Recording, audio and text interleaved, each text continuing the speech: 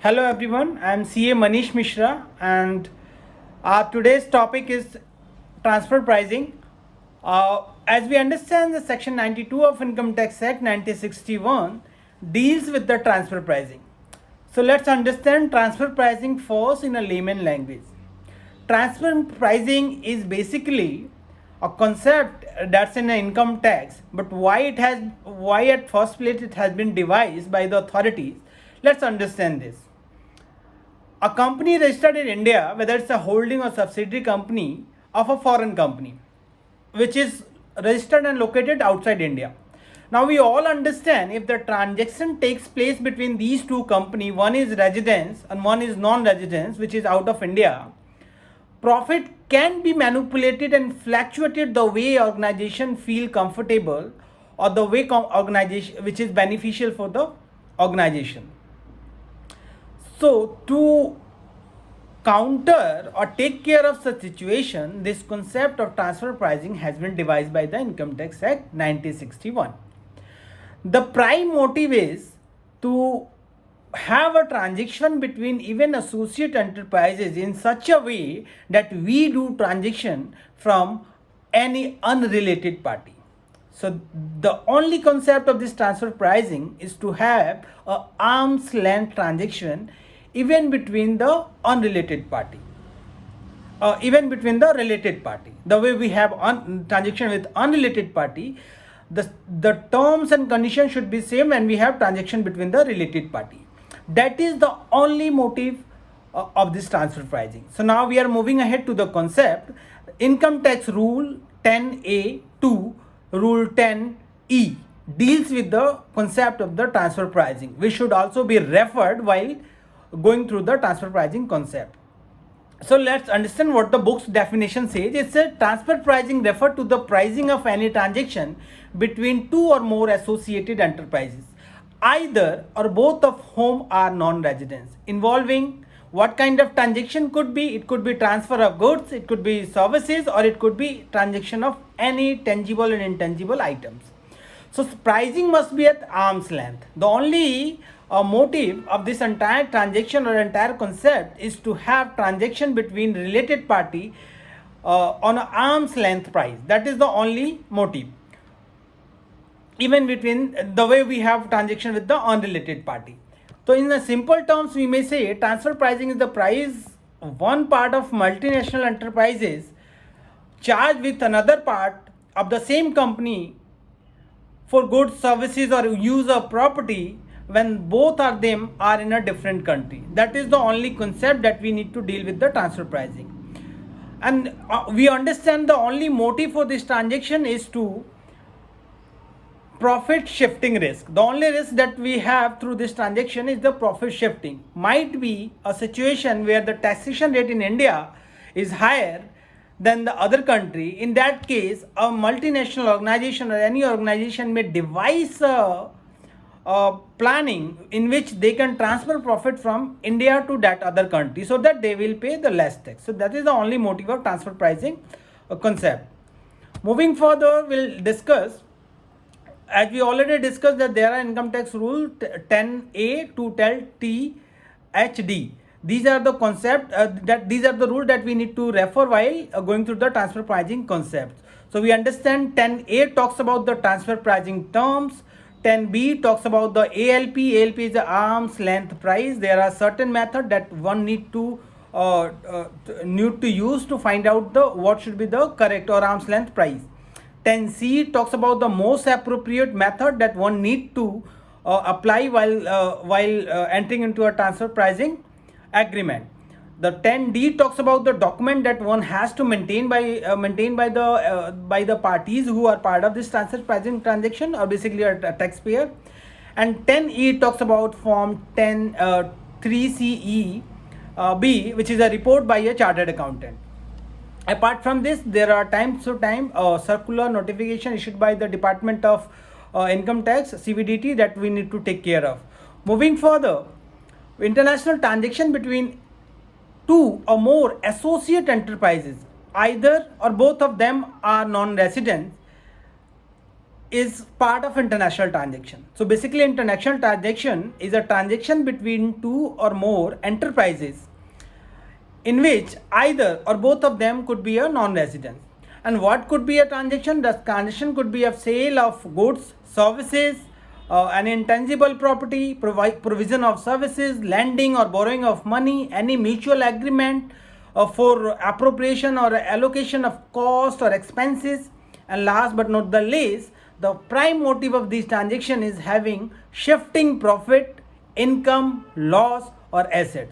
So if any transaction which impact these four pillar of the four broad category, they would be the part of the transfer pricing. What are those four broad category? That is income, any transaction which impact income, profit, loss or asset of any enterprises, those transactions should be part of a transfer pricing terms.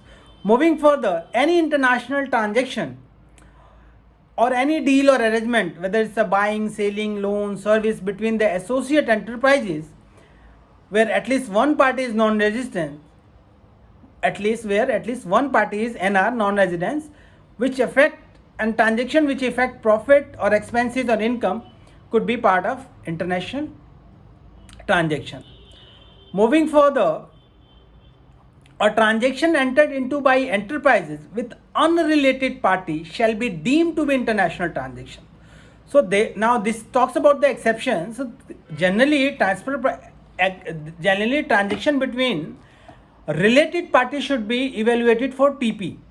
But there are certain situations where even transaction between unrelated party could also be part of the transfer pricing. Let's see what could be those situations where exists a prior agreement. If the transaction takes place between unrelated party, but this transaction happens because there exists a prior agreement in relation to the relevant transaction between such third party and associate enterprises. So I have a associate enterprises in Dubai, and instead of directly transaction with that associate enterprises, that foreign Dubai associate enterprises having an agreement with another company in Dubai, an Indian firm is having transaction with that third party, this could also be a part of transaction pricing TP agreement. Why? Because the transaction has been just regulated or it has been given a color. Otherwise, if that my associate enterprises in Dubai having contract with any third party in Dubai, now I am being a holding company having transaction with that third party, and terms, condition and pricing will be decided by my subsidiary in Dubai. Basically this is a artificial arrangement where actually I am dealing with my associate enterprises only. So these kind of transaction would also be part of TP. Or the second condition is if the transaction are substantially determined between the third party and the associate enterprises, as we just discussed, if the transaction has been regulated by my subsidiary or my associate enterprises outside India, then this could also be considered as an international transaction or be part of TP arrangement. Or in a simple terms, I may also say a deemed international transaction is a transaction between an Indian company and an unrelated party that could also be considered as an international transaction if the terms and transaction were influenced and decided by my foreign associate enterprises. So only condition where even a transaction with unrelated party could also be considered as an international transaction, where my associate enterprises outside India will devise the terms and condition based on which that transaction takes place between me and third party outside India. So those kind of condition will also be considered that it is a international transaction. Moving forward, now we'll understand the arm's length principle. The first thing, as the name suggests, arm's length is a fair price that is generally charged by a organization to any unrelated party. So when we have transaction with any unrelated party, we deal on a arm's length price. So the motive of this entire discussion is to have transaction between even related party on a same terms and condition that we do with a unrelated party. That is the only motive and concept of transfer pricing is clear to us. So moving forward, let's understand what the OECD Model Tax Convention says. We understand OECD, Organization of Economic Cooperation and Development, is an international organization where almost 30-40 countries of the world are its member, and which works on the economic reform around the country, around the world, and one of its motive is tax reform. So which says where conditions are made or imposed between two associate enterprises in their commercial or financial relation which differ from those which would be made between independent enterprises, then any profit which would for those conditions have accrued to one of the enterprises by reason of those conditions have not so accrued may be included in the profit of that enterprises and taxed accordingly. So this is the same thing. In simple terms, we may say that if two related parties do business with each other, as we initially discussed, they must deal in such a way that generally business happens between unrelated parties. That's the very simple terms of arm's length price. So section 92F subsection 3 of the Income Tax Act 1961 says that ALP means a price which is applied or proposed to be applied in a transaction between person other than associate enterprises in uncontrolled condition. So simple term, the transaction that we do with an unrelated party, if we are doing transaction in same terms and condition with related party, that is the arm's length price. If we are not doing it, then there are certain adjustment or method that has been prescribed by the Act that we need to apply and find out the additional profit, loss, or the value of the transaction, and that could be part of your taxation. That is the only concept. Moving forward further, let's see what are the method that we have in arms ALP. The first is CUP method. You understand CUP. CUP is a comparable controlled price, which says compare with a price in a similar uncontrolled transaction. So if there is a transaction between associate enterprises, there is an international transaction, we evaluate those transactions with CUP method. CUP method is transaction with independent party. So if, and then we judge, like if I have sold a product, like I'm an Indian company, I produce something, and if I sell the same thing to my associate enterprises I charge them around 50 rupees, and if I sell same thing to unrelated party to 100 rupees, so this 50 rupees margin, the extra profit that the less profit that I am charging from my associate enterprises should be added back to my cost in my selling price.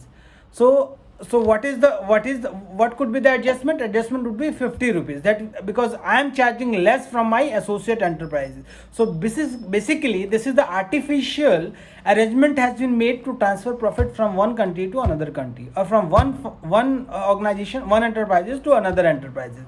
So CUP is a comparable uncontrolled price. Then there is another method which we known as RPM. RPM is a resale price method. Name suggests we need to find out the resale price of that product from any unrelated party, and then we'll deduct the expenses and we'll get the resale price method. The third one is a cost plus method. This is another way that this is the cost and I'm charging 10% profit, so that could be added to my CPM method, and that become the normal markup. So that become my selling price. So apart from this, there is another method which is profit split method. If the total profit is split between associate enterprises based on their contribution, like if I am doing 80%, my associate enterprises is contributing to my final product is 20%. So that if I'm selling product at 10 rupees, so 8 rupees would be my part, 2 rupees would be part of my associate enterprises. So this is profit split method. Moving forward, there is another method which is called transactional net margin method, that is TNMM, which compare net profit margin with similar independent transaction. So in this way, we compare that different DNM is generally appropriate for provision of services, sale of good, where CUP, CPM or RPM cannot be adequately applied. So if the above discussed method cannot be applied, we can go for the TNMM. Generally, it's has applied for the provision of services or sales of good. The last one is other method, which is basically it's a arm length pricing using reliable third party data. So there could be a situation where I am dealing with a product or services that I cannot get any outside reliable method to determine the price. In that case, we can use the author method as described in rule 10a(b), which says that if comparison cannot be of actual price or notional price, the arm's length nature of by considering the price which has been charged or paid or would have been arranged or paid for the same or similar uncontrolled transaction. Moving forward, now we'll understand the associate enterprises as defined in section 92A of the Income Tax Act. Associate enterprises are two or more enterprises. They are related to each other through ownership, control or participation in management. So basically, a related party is if they have associated with each other through the ownership, common ownership, or common control, or even common participation in management. So if a one person sitting somewhere control the both companies, even in India and outside India, they would be considered as associate enterprises. In simple terms, we may also say like the two companies where one can influence the business decision of other, they are called associated enterprises. So the only motive is to find the AE principle is that if one situation or if one person is capable to control the transaction between both the company, they would be considered as associate enterprises. So moving forward, there are two parts into the definition. Section 92A subsection 1, which says associate enterprises of another enterprises if an enterprise will participate directly, indirectly, or through one or more intermediaries in management of the other enterprises, control of other enterprises, or capital of other enterprises. So these are the three artificial, or I'll say three conditions that has been given there, that if a person directly, indirectly, or through the contribution or participation of through the any intermediaries, control, management, control or capital of any enterprises, then both would be considered associate enterprises. What could be the other scenario? If one or more person participate directly or indirectly or through one or more intermediaries in management, control, capital of two different enterprises, those two enterprises are also associate enterprises.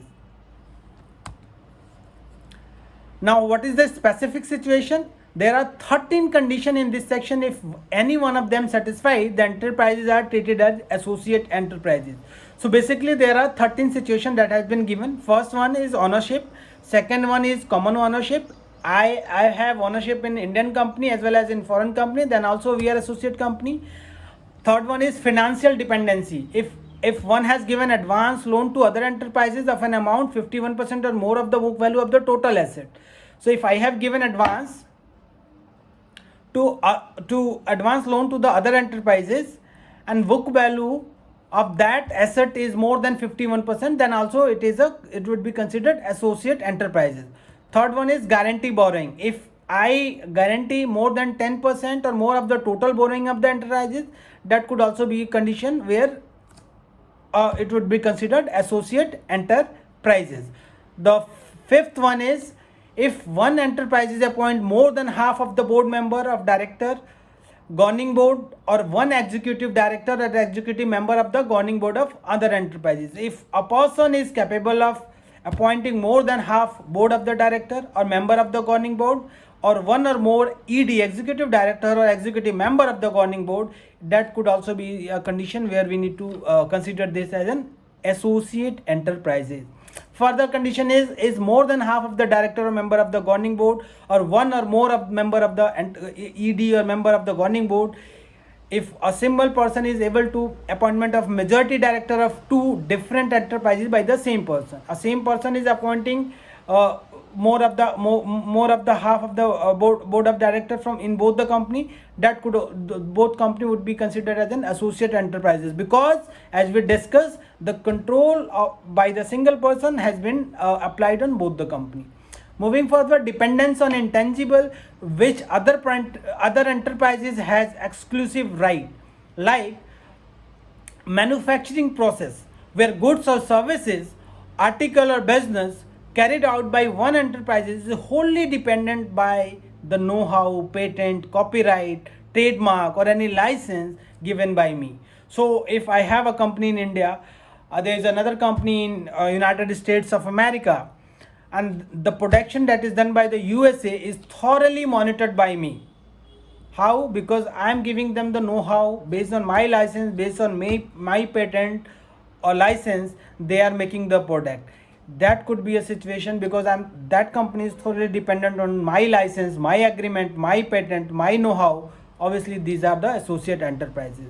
Further, if 90% or more of the raw material is supplied by one manufacturer, that could by me or by other one, that could also be a situation where it will be considered associate enterprises.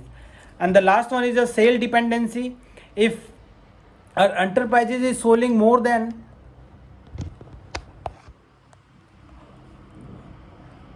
if more than 90% of sale has been done to me, that could be also a situation where this would be considered as an associate enterprises. So last few thing is, one enterprise is controlled by an individual and then other enterprises is also controlled by the same individual or relative of the same enterprise. That could also be a situation where it would be considered AE. Moving forward, any enterprise is controlled by hub and the other enterprises is controlled by the member of such hub, by relative of a member of such hub, jointly or by exclusively, that could also be a situation where this would be considered as associate enterprises. Moving further, interest in any form, AOP or BOI, body of individual, where any enterprises in a firm is a firm, AOP, BOI and other enterprises hold 10% or more of interest in any form AOP, that could also be a situation where it would be considered as associate enterprises. Last but not the least, there exists between the two enterprises any relationship of mutual interest, that could also be a situation that may trigger that they both are related party. So how we test it? As per Indian Transfer Pricing Regulation, which is Rule 10B of Income Tax Act 1961, there is a rules has been given to accept concept under L2B, which deals with the determination of arm's length price using prescribed method. What are those methods? As we already discussed, CUP is a comparable unit price, then RPM is a resale price, CPM is a and TNMM that we already discussed.